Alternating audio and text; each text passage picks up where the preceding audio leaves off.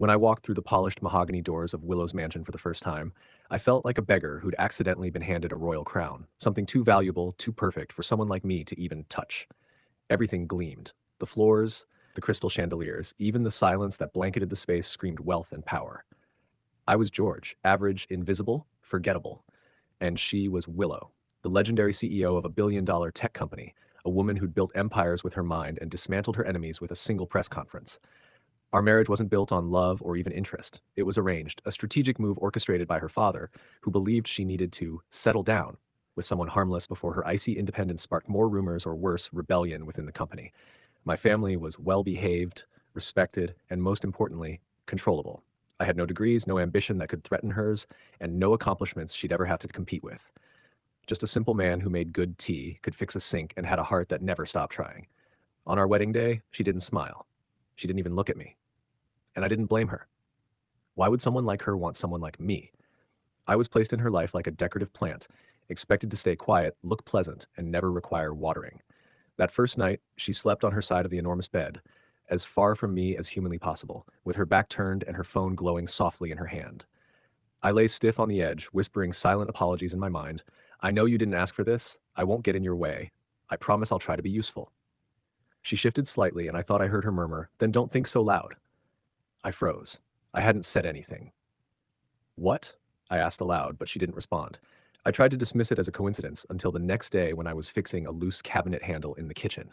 In my head, I was debating whether I should ask her what kind of tea she liked or just stick to green. I thought, she looks like a green tea person, and a voice behind me said flatly, "I am." I turned around, and there she was, arms crossed, one eyebrow raised.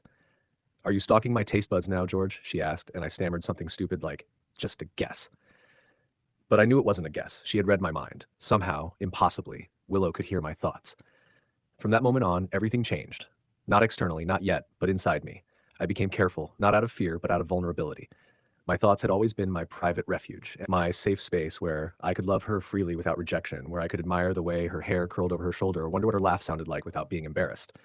But now she could hear everything. Every insecure whisper, every silent compliment, every quiet ache to be more than just her arrangement. And oddly, she never mocked them, never even brought them up. But she'd pause when I'd think, I wish she'd let me cook for her. And she'd say, "The kitchen's open, don't burn it." Or when I'd wonder, does she even know I exist outside of paperwork? She'd glance at me and reply, "You're more visible than you think, George." Still, she never softened completely. She remained cold in posture, businesslike in tone, always dressed like she was heading to war, not breakfast. But she began responding to me, not just to my words, but to the things I didn't say, to the small acts of care I hoped she'd notice. I started leaving notes for her, even though I knew she could hear me think them, because somehow writing them felt braver. I left her a note that said, "You looked tired last night. I hope today's kind to you."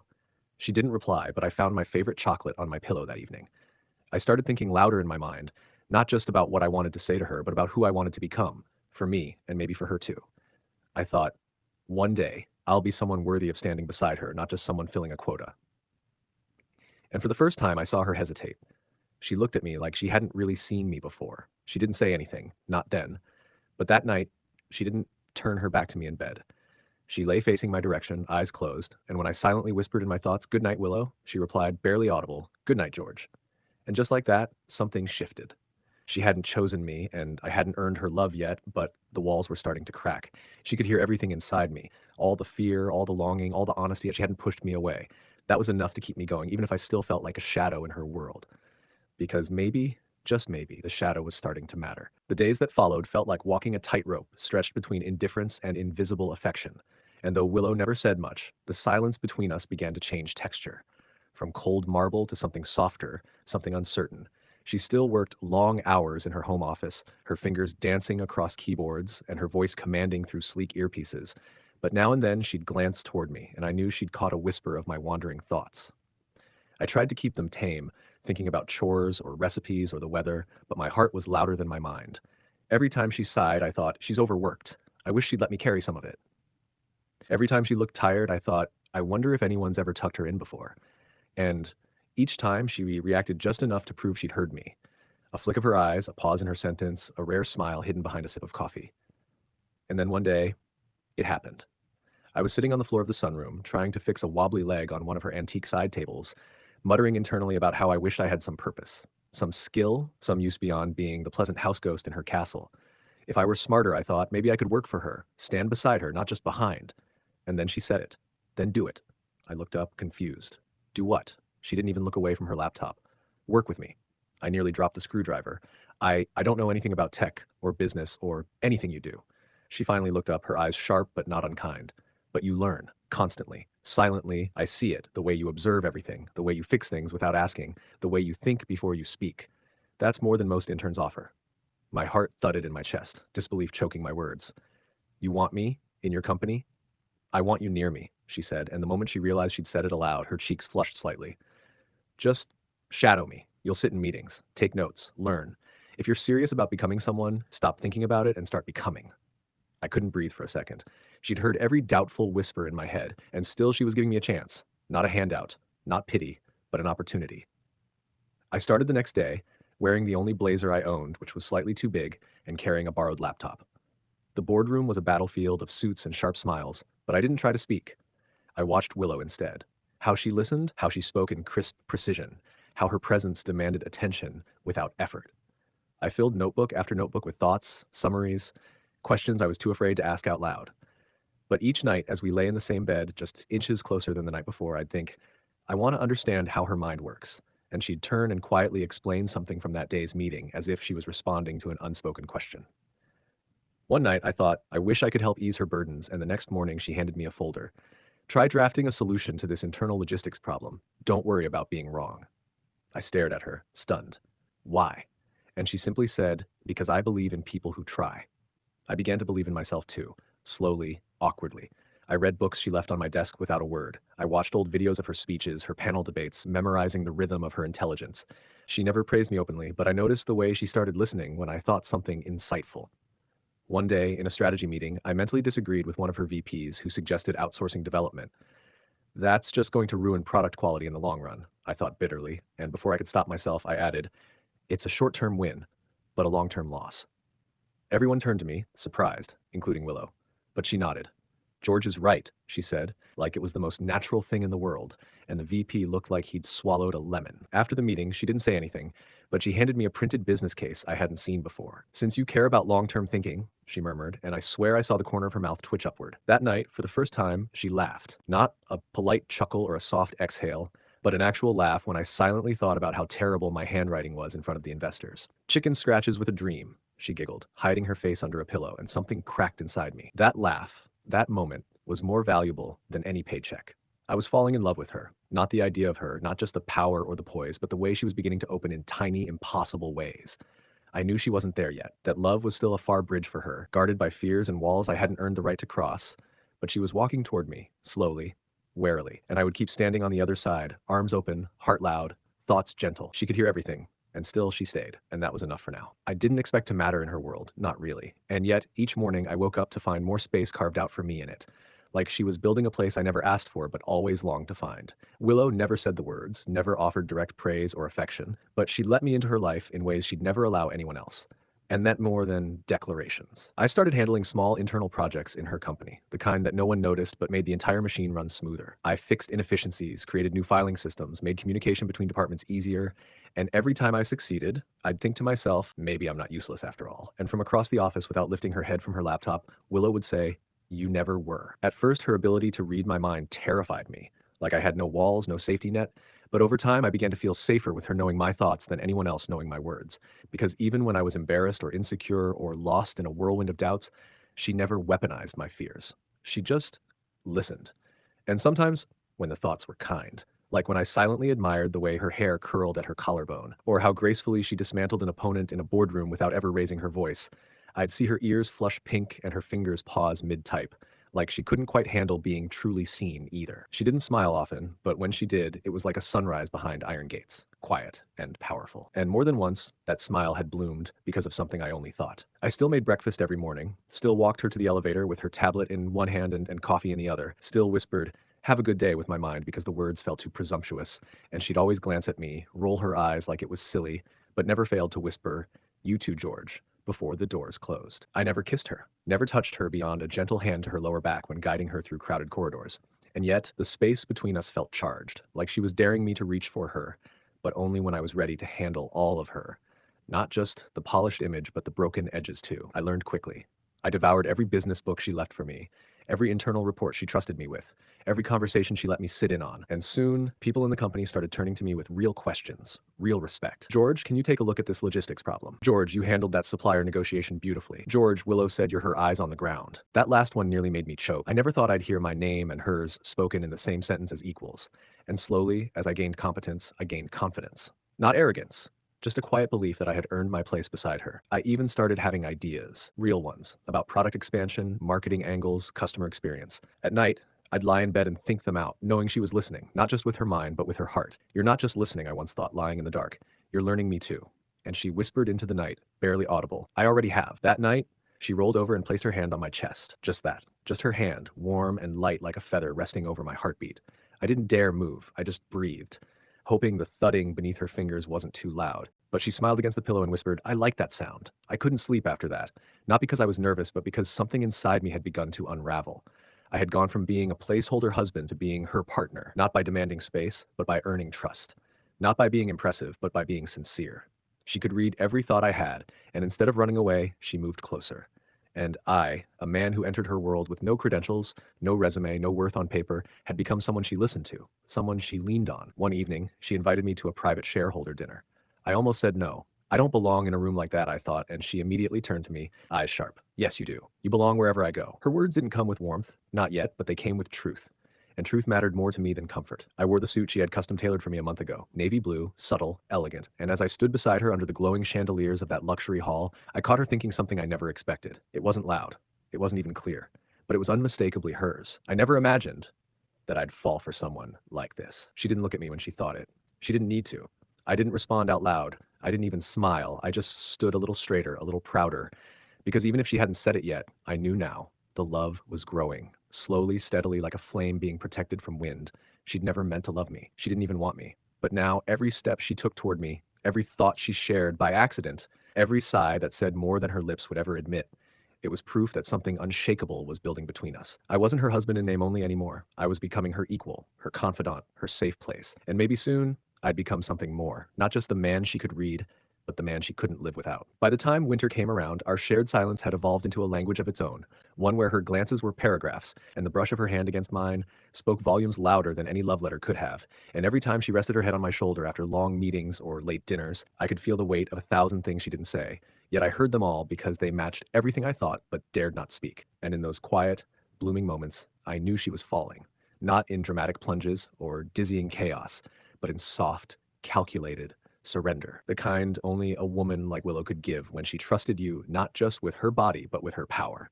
And she had begun to trust me in full. It started when I proposed a small idea over dinner, something simple, really, a side project to streamline supplier communication with artificial intelligence assistance, something no one else had attempted in her company because they were too afraid to rock the boat. But I was no longer afraid of sinking because I knew she was the kind of storm I could learn to sail through. I want to try this, I thought, not aloud, just mentally, while I stared at my untouched pasta, and she responded without lifting her fork, then do it.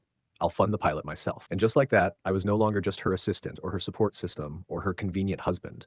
I was a founder, with her as my first investor, and the moment I signed that paperwork, her fingers grazed mine longer than necessary, her gaze lingering like she was seeing me for the first time all over again. I built my team from the ground up, just 5 people at first, 2 developers, 1 designer, 1 operations expert, and me. And every day I walked into that tiny office space she gifted me inside one of her company's unused floors. I thought, this is real. I'm building something real. Willow never hovered, never micromanaged. She simply checked in now and then with that cool detachment she wore like armor.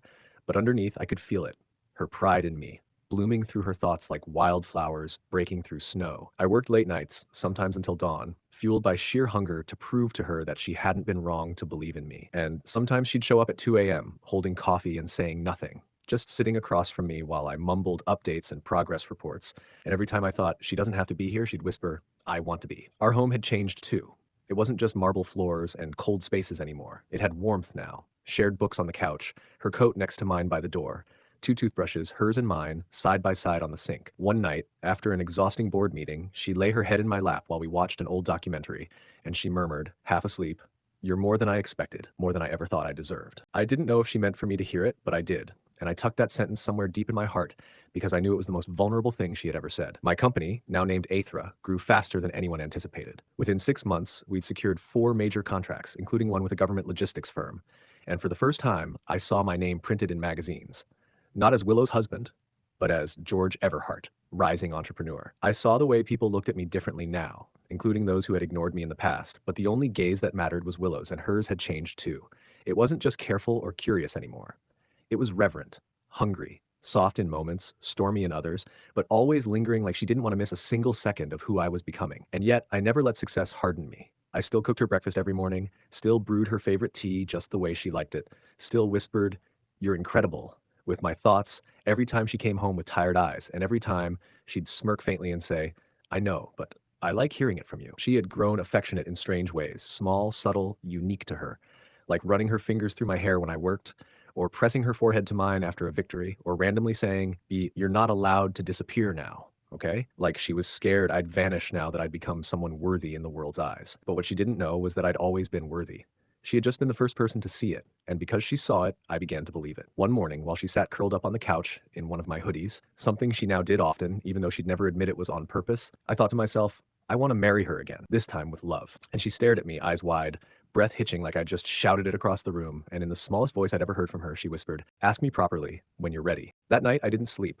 Not because I was nervous, but because I knew I was finally something she couldn't control, couldn't read fully, couldn't plan around. I was love in real time, and she was starting to want it. Not just tolerate it, not just admire it, want it, need it. One evening, after a gala where she'd introduced me as my husband and also one hell of a CEO, she came home drunk on wine and pride, pulled me down by my tie, and kissed me for the first time. Not soft, not tentative, but with the kind of passion that said, "You are mine, and I am finally yours too." When we broke apart, she whispered against my lips, "I'm not scared anymore." And I knew exactly what she meant. She wasn't scared of love, of me, of being seen without armor. I had made her safe, and she had made me strong. Together, we were building more than companies or legacies. We were building a marriage that began as a transaction, but was now becoming the most powerful bond either of us had ever known. I, the man with no degree, no connections, and no fame, had become someone who could stand beside Willow, not because she chose me, but because I chose to become someone worthy of choosing. And finally, she was choosing me back. The morning I became wealthier than Willow, she was still asleep, curled under the silk sheets with her hair spilled across the pillow like a dark wave, unaware that her husband, the man she once married out of convenience, who had no qualifications, no power, and no place, had just sold a stake in Aethra that vaulted me into the billionaire list overnight. But the first thing I did wasn't celebrate or call anyone. I made her breakfast, like always, even though my hands trembled and my chest ached with the weight of everything we'd been through. And as the smell of toasted sourdough and her favorite jasmine tea filled the apartment, I thought, she chose me before the world did, and I'll never let her forget what that means. She wandered in half asleep, wearing my hoodie again like it was the most natural thing in the world, and before she could say anything, I leaned in, kissed her forehead, and whispered, "You're waking up next to one of the richest men alive, Willow." And she blinked at me, dazed, as her mind instantly confirmed the truth. And then, like a sun finally breaking through after a decade of cold, she laughed, not politely, not in control, but with unfiltered, head thrown back joy. The kind of laugh that said, "Of course you did it." She didn't ask for details. She didn't need to. She walked over, grabbed her tea, kissed me square on the mouth, and said, "I knew you would be the day you made your first spreadsheet in my company." That was Willow's way of saying she was proud. No long speeches, no applause, just presence, unwavering and whole. But that day marked more than just success. It marked the moment I no longer walked in her shadow. I stood beside her, shoulder to shoulder, as her equal in wealth, power, and love. We were a power couple now, not just in headlines, but in truth, respected, feared, admired. And yet, the part of our lives that mattered most wasn't what the world saw, but what happened in the quiet, private corners where no one else could intrude. Like how she had started reading books I loved, even though she used to mock fiction, or how she started wearing her wedding ring all the time, no longer hiding it during meetings, or how she now whispered "I love you" in her thoughts so often that it became background noise to me, constant, comforting, like the rhythm of my own heartbeat. She never said it aloud, not yet, but she said it with her hands, her eyes, her actions. She said it when she took my arm at events, when she let her guard down in front of me, when she started calling our penthouse home instead of the apartment. And I, in return, worshipped her in silence. I built a second company, this one a foundation in her mother's name, something she'd never spoken of but often thought about in the quietest parts of the night. And when I presented it to her, complete with scholarships for young girls in tech, she didn't say a word. She just cried, for the first time in my arms. And when I held her that night, as her tears soaked my chest and her fingers clung to me, like I was the only stable thing in a world full of chaos, I knew I'd done the impossible. I had taken the most powerful woman I'd ever met, and made her feel safe enough to be soft. Months passed, and with every one, our love deepened. Not through grand gestures, but through mundane consistency. She waited for me at the door now, cooked for me sometimes, even though it was a disaster, sat beside me during investor calls, offering advice in my head before I even asked. And one day, as we sat watching the city lights from our balcony, her head on my shoulder, she whispered, "I want a new wedding." I turned to her, surprised, but she didn't look at me. She just held my hand tighter and added, "This time, I want to marry you because I love you, not because I needed a husband." I didn't answer right away. I just pulled her close, kissed her temple, and said, "Then let's do it your way, Willow, all over again." We planned it together, quietly. No media, no shareholders, just close friends, her assistant who cried when she found out, my tiny Ethra team who now called her boss lady-in-law, and our family members. Yes, even mine, the ones who once thought I'd never amount to anything. I wore a suit she picked out. She wore a dress I'd secretly had designed from her thoughts. Long sleeves, minimalist, elegant, just the way she once imagined in a passing thought years ago. And this time, when she walked down the aisle toward me, there was no calculation in her gaze. No cold reserve, just a woman in love, surrendering to it fully, openly, gloriously. When we stood before the officiant, holding hands, the crowd silent around us, she finally did it. She looked at me, eyes shining, and whispered out loud for the first time, "I love you, George. I loved you before I knew how to admit it, and I'll love you for the rest of my life." And I, man who once had nothing, who once feared I was only a temporary fixture in her life, I said, "I became someone, not because I wanted the world to see me, but because you saw me before I could see myself. And I will spend every day loving you harder than the day before." We kissed to the sound of applause, but in our heads, we only heard each other. Two minds, once so different, now perfectly intertwined. Married not by convenience anymore, but by fire and tenderness, by growth, by love. After the ceremony, we danced under fairy lights, and at one point she rested her chin on my chest and whispered, "I don't read your thoughts anymore, you know." I pulled back slightly, stunned. "You don't?" She shook her head. "Not unless I'm scared you're hurting. I don't need to peek anymore. I trust you'll say what matters." And I did, every single day, for the rest of our lives. We built an empire together, changed lives. Raised two daughters who inherited her sharp mind and my reckless heart. And no matter how high we climbed, we never stopped waking up with our legs tangled, eating breakfast together, or whispering our goodbyes at the elevator. Because love, we learned, isn't about how big you can build your world. It's about who you want to share it with. And I, George, the man with zero qualifications, zero hope, and a heart too full to be buried, found everything I never knew I was allowed to dream of. In a woman who once only wanted a husband on paper, but ended up needing nothing more than me in full.